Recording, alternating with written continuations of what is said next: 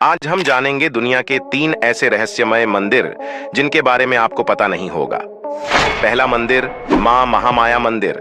छत्तीसगढ़ के बिलासपुर जिले में स्थित मां महामाया मंदिर 51 शक्तिपीठों में से एक है। इस जगह पर माता का स्कंद गिरा था, इसलिए इस मंदिर को 51 शक्तिपीठों में शामिल किया गया है।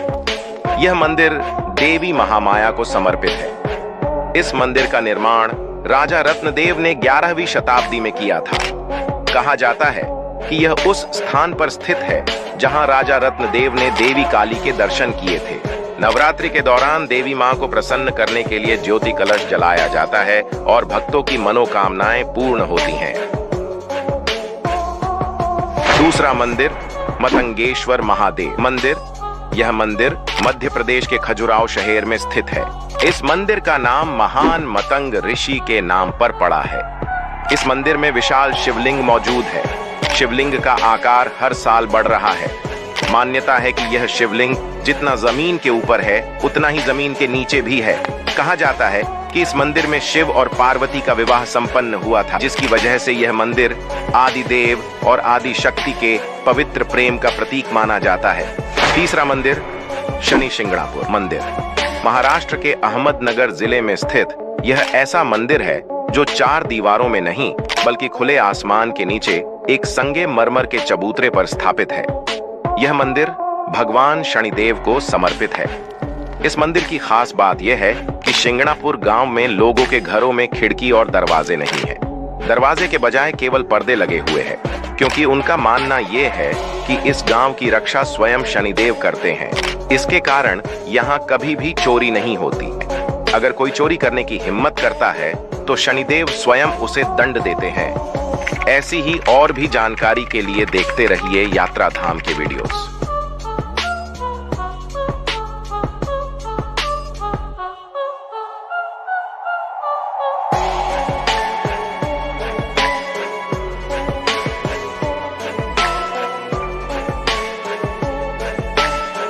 हर हर महादेव। स्वागत है आपका बजट ट्रिप सीरीज के 7वें एपिसोड में, जहां हम आपको 3000 से 5000 के बजट में घुमाएंगे भारत के प्रख्यात धार्मिक स्थलों पर। तो चलिए चलते हैं महादेव के त्रिशूल पर टिकी वाराणसी, काशी, बनारस नगरी के प्रमुख स्थलों पर घूमने। इस वीडियो में हम आपको अहमदाबाद से काशी कैसे पहुंचे, कहां रुके, कब कहां दर्शन खुले रहते हैं, कौन से स्थल पर आप घूमने जा सकते हैं, बजट कितना होगा, उसकी पूरी जानकारी देंगे। तो जुड़े रहिए हमारे साथ इस पूरी यात्रा में।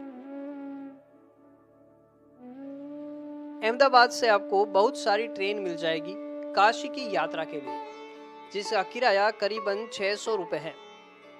बात करते हैं अहमदाबाद गोरखपुर एक्सप्रेस, जो सोमवार के अलावा रोज 9:10 पर अहमदाबाद जंक्शन से निकलती है और आप करीबन 1 दिन और 3 घंटे के सफर के बाद पहुंच जाएंगे बनारस जंक्शन पर। ओम नमः पार्वती पतये हर हर महादेव। प्रेम के लिए काशी से खूबसूरत क्या है? काशी तो वो है जहां महादेव ने सती के प्यार की प्रतीक्षा की थी। तो काशी पहुंचकर रिक्शा की मदद से धर्मशाला में रुक जाइए, जो काशी विश्वनाथ मंदिर के नजदीक है, जिसकी बुकिंग आप यात्राधाम.org के माध्यम से कर सकते हैं, जिसकी लिंक डिस्क्रिप्शन में दे दी गई है। काशी, जहां महादेव ने सिर्फ प्रेम किया ही नहीं बल्कि सिखाया भी, जहां संपूर्ण महादेव का नाम भी पार्वती के बिना अधूरा है। काशी में सिर्फ महादेव नहीं कहते हैं ओम नमः पार्वती पतये हर हर महादेव।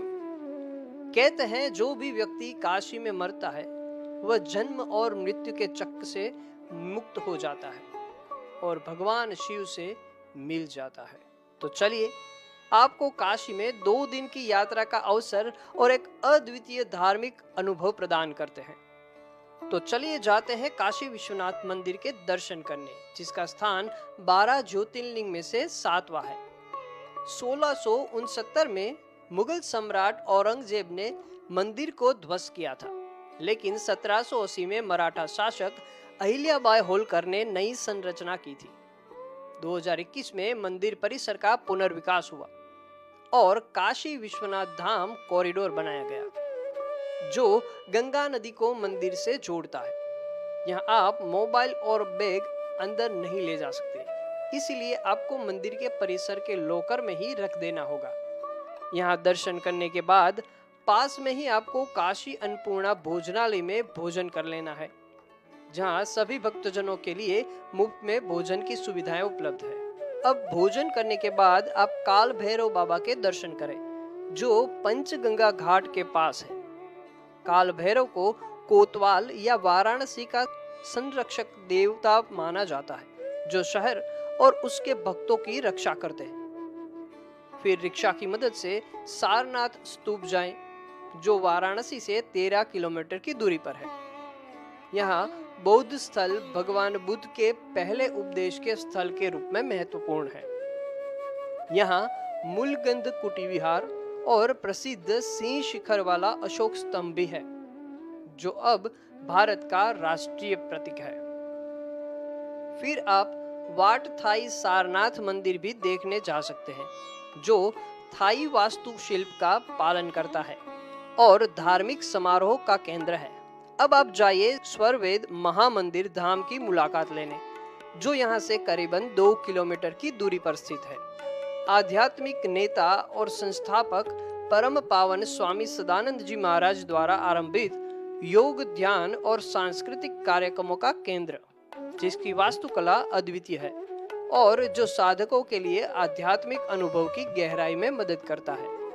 अब यहाँ थोड़ा समय बिताने के बाद वापस लौट जाइए वाराणसी के घाटों की ओर। वाराणसी का सबसे प्रचलित घाट मणिकर्णिका घाट कहा जाता है कि यहाँ माता सती की बालियां गिरी थी, इसीलिए इसे एक शक्तिपीठ के रूप में स्थापित किया गया और इसका नाम मणिकर्णिका रखा गया, क्योंकि संस्कृत में मणिकर्ण का अर्थ कान की बाली होता है।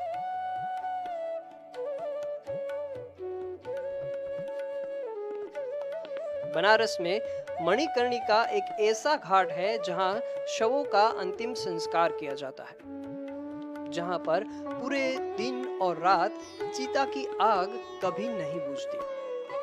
तो अब आप वापस जाइए काशी विश्वनाथ मंदिर के कॉरिडोर में लेजर लाइट शो का आनंद लेने, जहां रात को 15 मिनट के 3 लेजर लाइट शो होते हैं, 7, 8 और 9 बजे, जिसमें मंदिर से जुड़ी कहानियों का वर्णन किया जाता है।